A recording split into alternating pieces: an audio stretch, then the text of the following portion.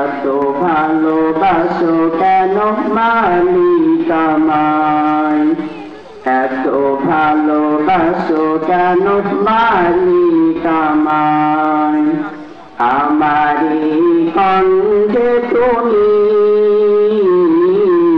তোমারি বাণী তুলেছো,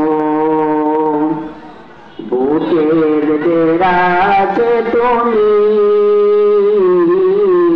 কোরআনের স্থান দিয়েছো।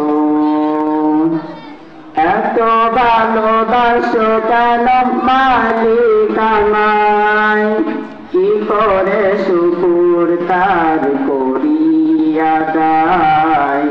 এত ভালোবাসো কেন মালিক আমায়, এত ভালোবাসো কেন মালিক আমায়।